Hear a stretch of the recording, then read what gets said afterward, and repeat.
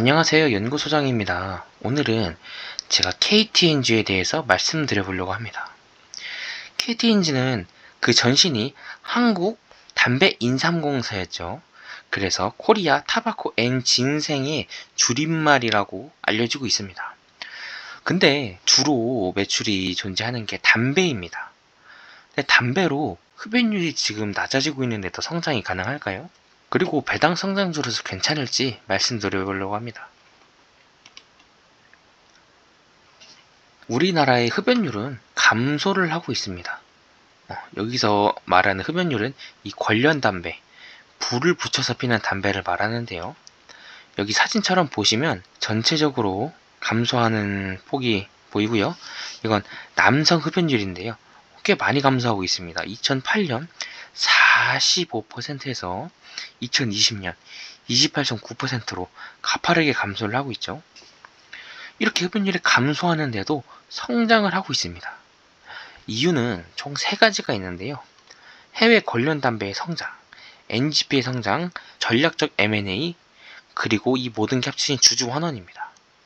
뒤쪽에서 조금 더 자세히 살펴볼게요. KTNG가 성장할 3가지 요인, 그 첫 번째는 해외 매출의 확대입니다.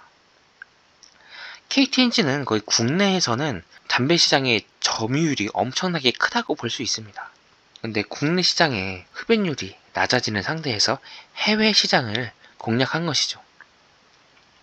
이미 중동과 CIS, 러시아와 그 연방 국가들, 거기서 큰 점유율을 가지고 있고요. 아시아 태평양, 아프리카, 중남미도 공략을 하고 있습니다. 앞으로 점유율이 크게 높아질 수도 있겠죠. 그리고 결국에 해외 매출이 절반 이상이 되는 쾌거를 이루게 됩니다.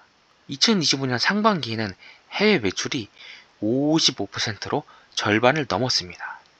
이미 국내 기업이 아니고 해외 기업, 글로벌 기업이 됐다고 볼 수도 있겠습니다. 즉 해외 판매가 국내 수요 감소를 보완했다고 할 수 있겠습니다. 또한 이 담배, 그리고 홍삼, 그 다음으로 부동산 사업도 하고 있는데요. 이 부동산 사업도 한몫을 했습니다. 핵심 자산이 아닌 다른 자산을 매각함으로써 배당력도 확대되었고 현금 흐름도 가져왔습니다. 이 두 번째로 NGP의 성장도 가속이 되었는데요. NGP가 뭐냐면 넥스트 제너레이션 프로덕트입니다. 즉 불을 붙여서 피는 담배가 아닌 다른 담배들을 말하는데요.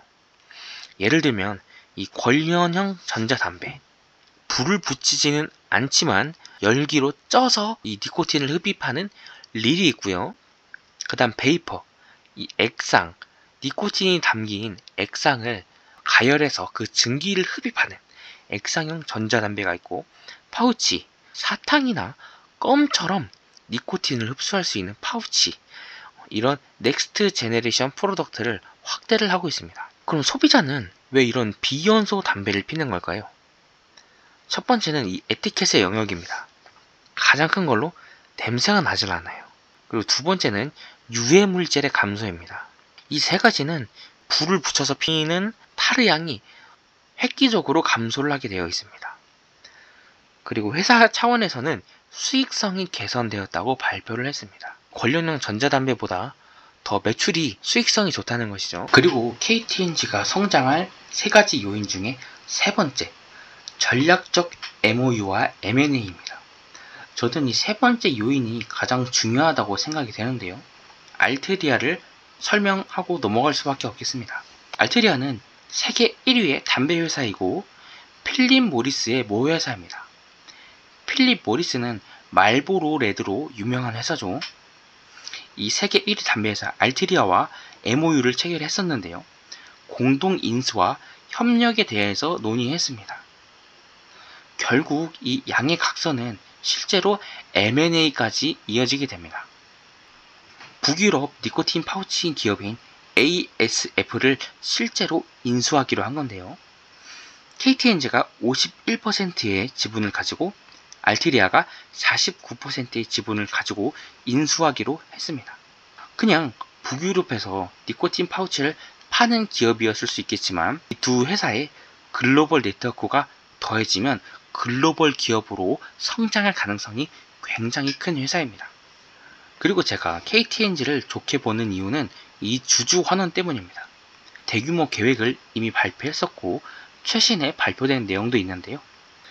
2024년 발표 당시에 이미 2024년과 2027년 기간에 총 3.7조 원을 주주 환원하기로 약속한 바가 있습니다. 그리고 이 약속한 바처럼 배당금은 점점 상향되어서 결국 6천원으로 상향이 되었고 추가로 2,600억 원을 매입 소각하겠다고 발표했습니다. KTNG가 좋은 면만 있는 것도 아닌데요. 꼭 이 리스크도 살펴보면서 투자하셔야 되겠습니다. 리스크도 세 가지 정도가 있겠는데요. 첫 번째는 글로벌 규제 리스크입니다. 각국에서 니코틴과 담배 규제가 강화될 경우에 판매에 영향을 미치게 됩니다. 또한 해외에서 판매를 할 때 로컬 브랜드와 글로벌 브랜드와의 경쟁이 필수인데요. 특히 해외 각국에서 로컬 브랜드들의 힘이 굉장히 세다고 볼 수 있습니다. 그리고 환율과 원자재의 변동성에 굉장히 취약하게 된다는 점이 있습니다. 해외 매출이 클수록 환율 변동의 위험이 커지니까 꼭 살펴보면서 투자하셔야겠습니다. 오늘은 KTNG에 대해서 말씀드려봤는데요. 저는 배당 성장주로서 참 괜찮은 기업이라고 생각됩니다. 주식을 투자하다 보면 죄악주라는 것이 있습니다. 담배 기업, 주류 기업, 그리고 도박 기업을 말하는데요. 저는 어쨌든 주식은 우리가 수익을 가져가기 위해서 투자를 하는 것이고 좋은 기업이라면 배당을 성장시켜서 우리에게 점점 큰 현금 흐름을 가져다 줄 수 있는 기업이라면 죄악주라도 저는 투자해도 괜찮다고 생각합니다. 이러한 영상들 원하시면 구독하셔서 빠르게 만나보시길 바랍니다. 감사합니다.